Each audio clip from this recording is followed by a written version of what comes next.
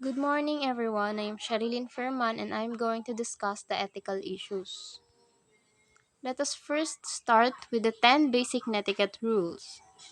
The rules of etiquette are just as important in the digital world as they are in the real world, and poor netiquette, or online etiquette, or internet etiquette can stick around to haunt you for much longer. Follow these basic rules of netiquette to avoid damaging your online and offline relationships and protect your reputation. The first one is make real people a priority.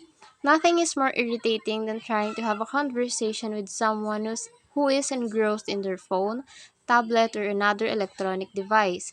This is especially important if the other person is your date, partner, or your child. Constantly checking your email, voicemail, or Facebook sends the message that you don't care about them. It can also be annoying and hurtful to be with someone who is having conversation that you are not part of. If someone is trying to talk to you when on your cell phone, tablet, or computer, stop what you're doing and look at them. Whatever is happening in the real world or in the online world can generally wait. If you are expecting an important call, email, or text, let the person you are with know upfront and apologize for the interruption. Continue to make real people a priority while in public places such as restaurants, public transit, stores, elevators, and libraries. You can do this by not having phone conversations when in these shared places, as well as by silencing your audible notifications. The second one is use respectful languages.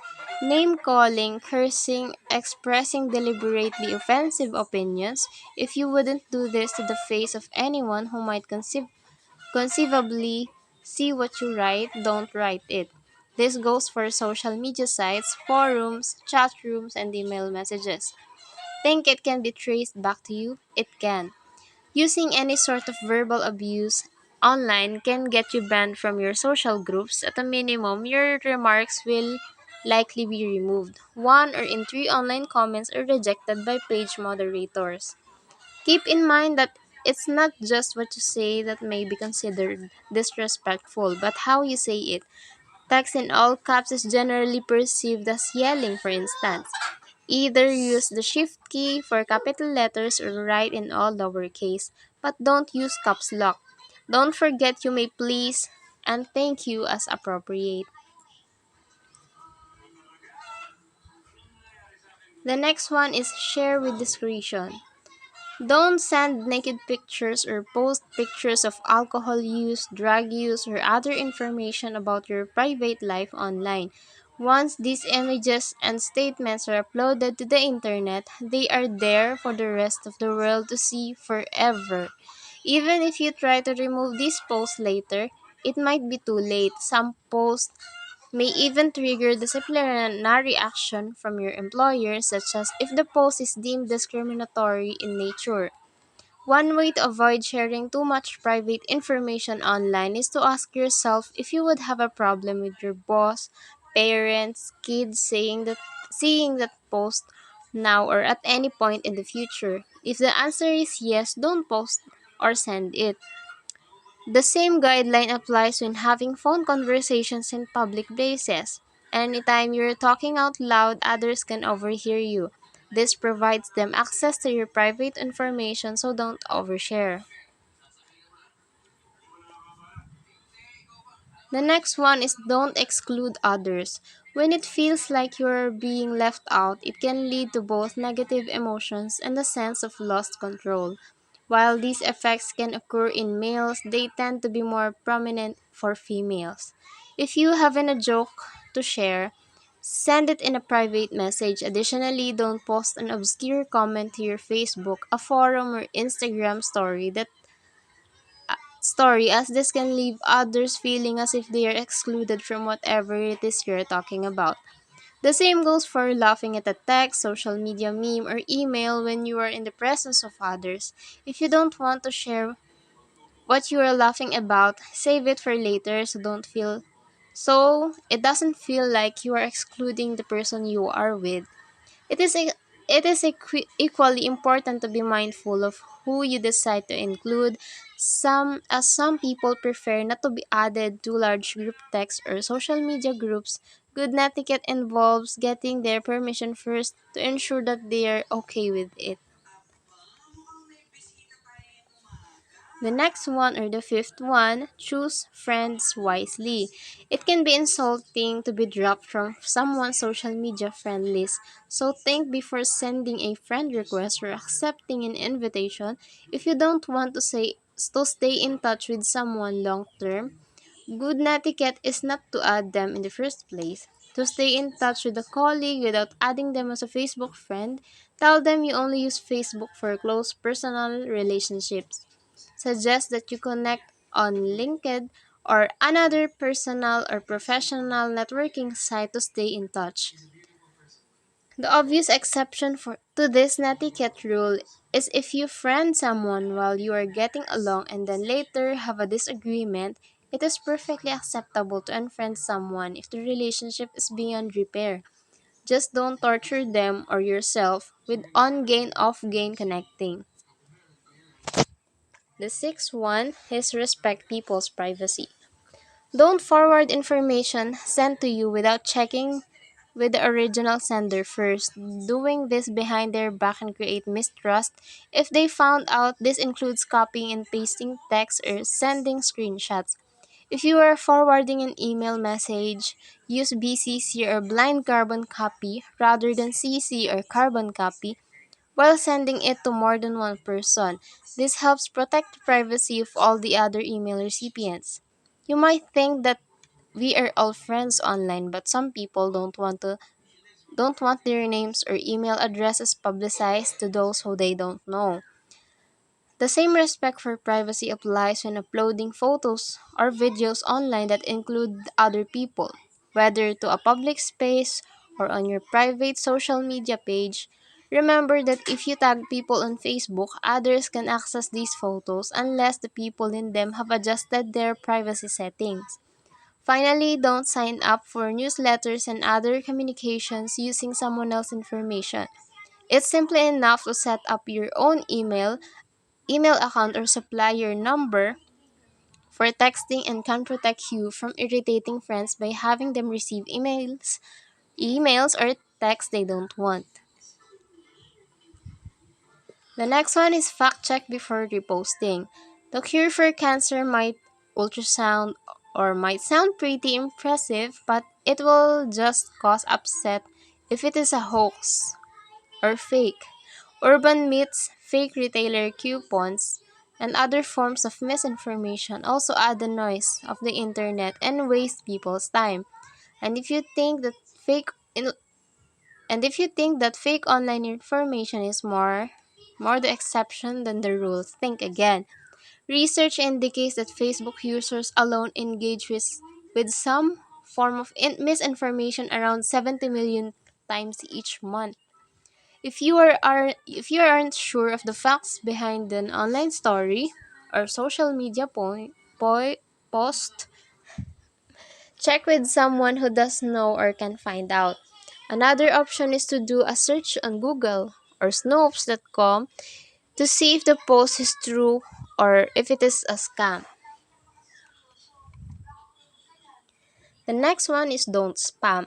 The term spam applies to the receipt of any unwanted message. In the online world, spamming can refer to an unwanted email, text, or social media message.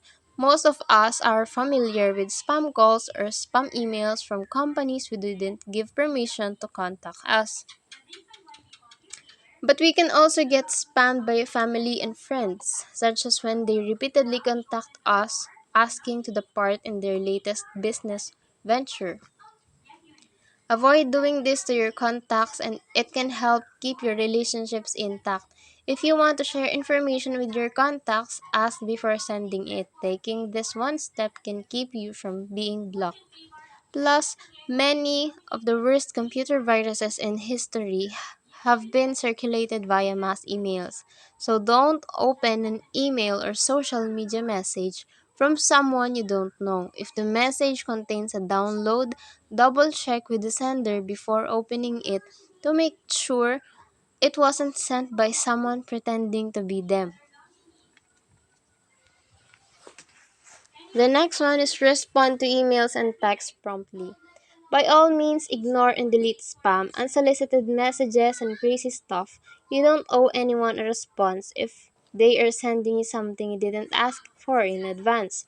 Otherwise, have the courtesy to reply to a message within a few days, especially if that message is from a family or friends. If it is going to take longer, that's okay. Just tell them that's so they know and aren't waiting for your reply. If the message is something you don't want to deal with, know that avoiding it not only won't cause it to go away, but may even create more stress. Don't allow this to happen to you by responding as soon as you can. The last one is update online information. Don't leave inaccurate information just because you can't be bothered to update your social media profile if you own a business, your company's website. If you're going to be unavailable, for example, don't leave your hours of operation online, including you will be available. If you can't keep your website up to date, take it down. Following this netiquette guideline is even more important if you're actively looking for a job online. If prospective employers find outdated information in your professional networking page, they might assume that you don't care enough about getting work.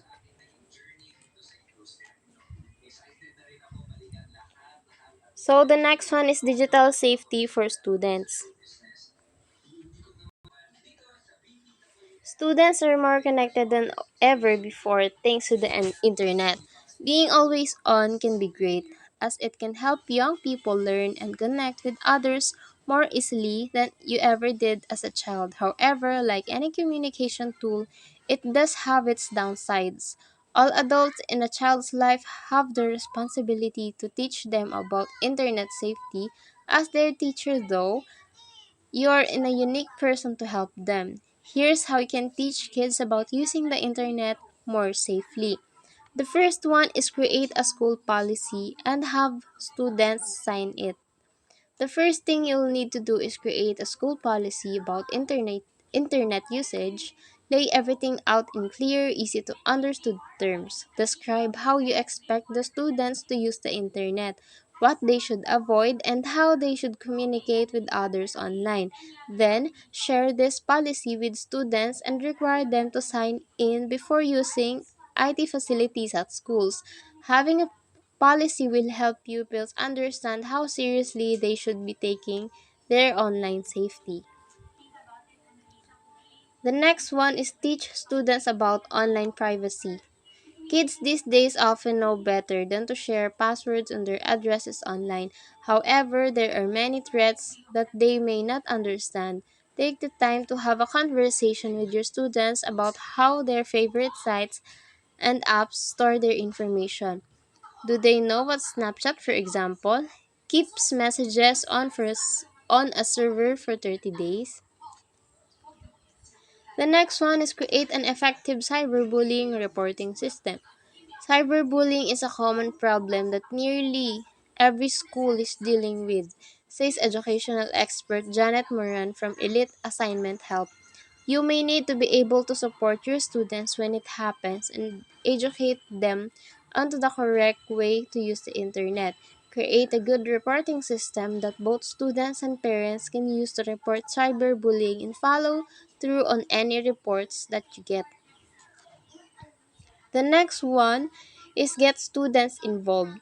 When you're creating a new technology usage guidelines or introducing new hardware or software, ask students for their input. They're much more likely to work with you if they feel as though have some ownership of the process. They can also inform you of devices, apps, and programs that you may not have known about. The next one is keep up with technology. Teens often turn to their friends for advice online because they may feel more comfortable talking to their peers or think their parents and other adults are unaware of the current technology landscape. Keep yourself up to date about online development and make sure that students can come to you about any concerns they have. They more know, the more you know, the more you can help. The next one is provide resources to students. There's lots of educational services out there, but not all of them are trustworthy. Research educational resources before recommending or using them to make sure others have had a positive experience from a security, online safety, and privacy perspective. The next one is know the laws on sexting. Sexting has become a real problem, and there have been many instances in which private photos and messages have been shared more publicly than the senders had originally intended. Look into the laws on sexting and ensure the whole school staff know what to do if they discover evidence of it in your school. Then, talk openly and honestly with students and parents about it. Give the students the information on the law and ask their parents to discuss with them. Teens are much likely to engage in risky behavior if their parents are open with them. The next one is blocking sites won't fix everything. It's a good idea to block risky sites at school, but that won't stop students trying to access them. Talk about why the site's being blocked and educate the students on the better ways to use the internet. The more knowledge they have, the less vulnerable to risk they'll be.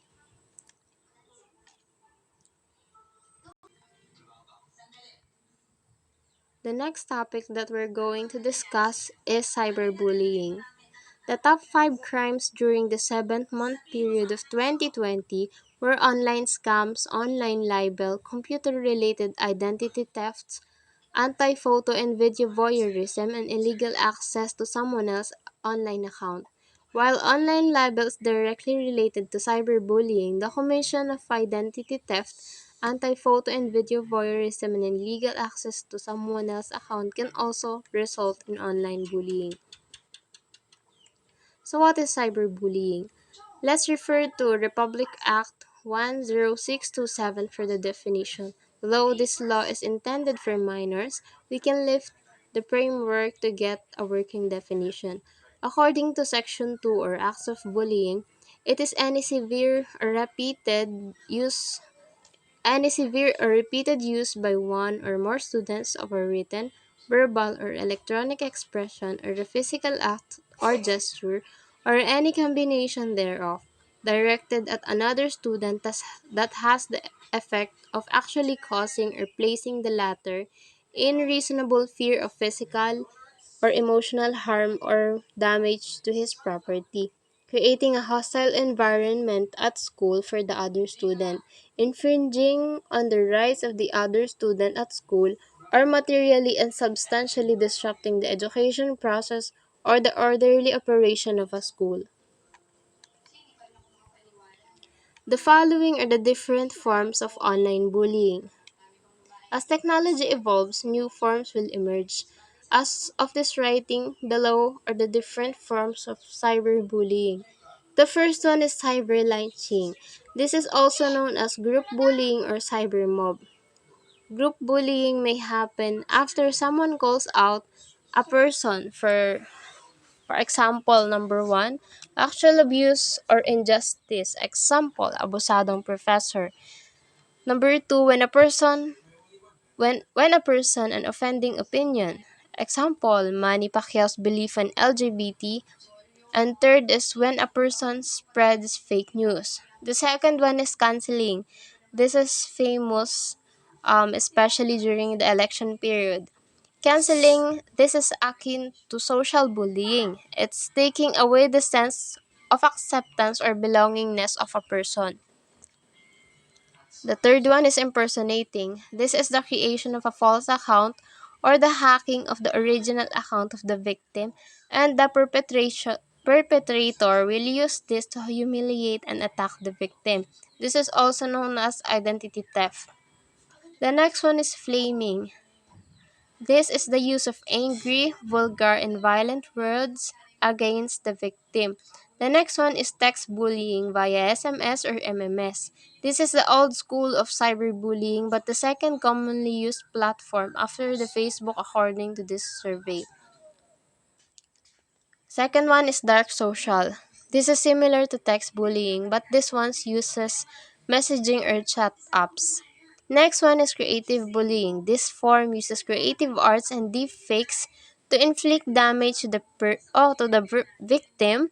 These are the use of fan page or hate pages, altered images, e-posters, and videos.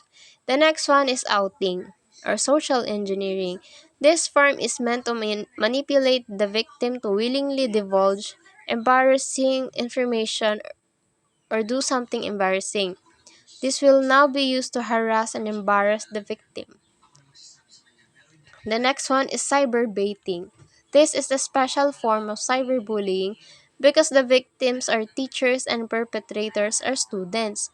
The students use the same tactic as outing, setting up the teacher to snap and record the whole thing to make fun of their teacher on social media.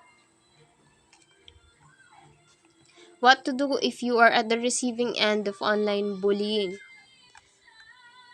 First one is always inform somebody when you are being cyberbullied, harassed, stalked, or mobbed.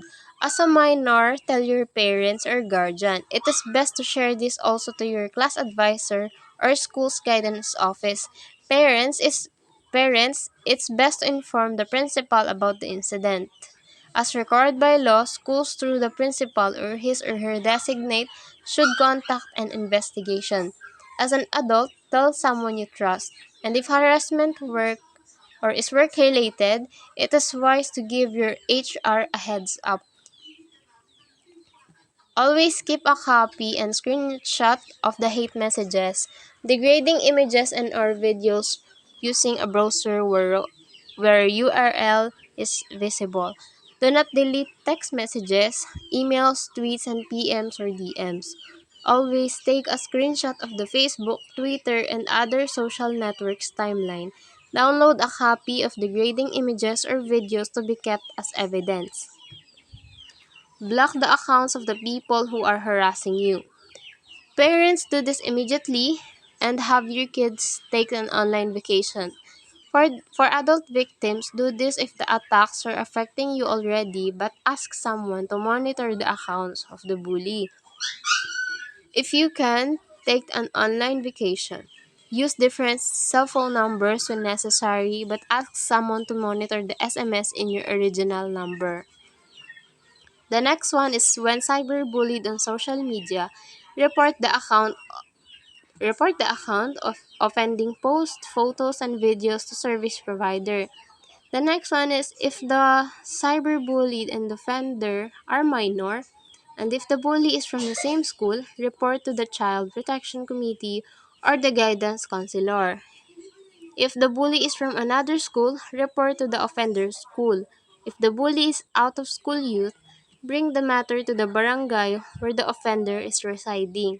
The school will determine if aside from an administrative sanction, there is a need to file criminal charges.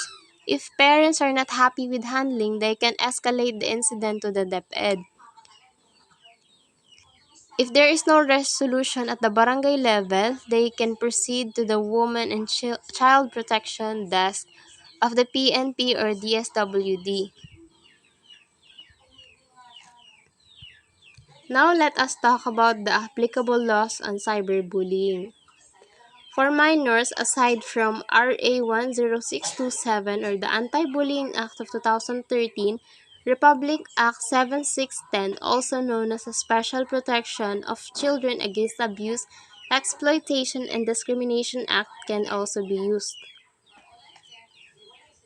According to Article 6 or Other Acts of Abuse, Section 10, other acts of neglect, abuse, cruelty, or exploitations, and other conditions prejudicial to the child's development.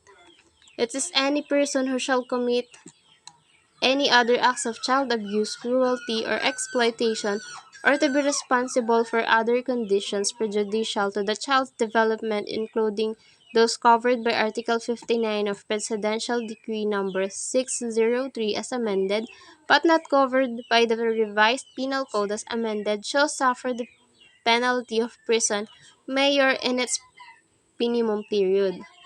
For adults, provisions of RA 10175 or the cybercrime law can apply as mentioned in our opening paragraph. Online libel, identity theft, and illegal access to online accounts. The Anti-Photo and Video Voyeurism Act of 2009 or RA 9995 also applies. This if the perpetrators use intimate personal images and videos to blackmail, extort, or harass the victims. So that's all. Thank you for listening. I hope you learned something.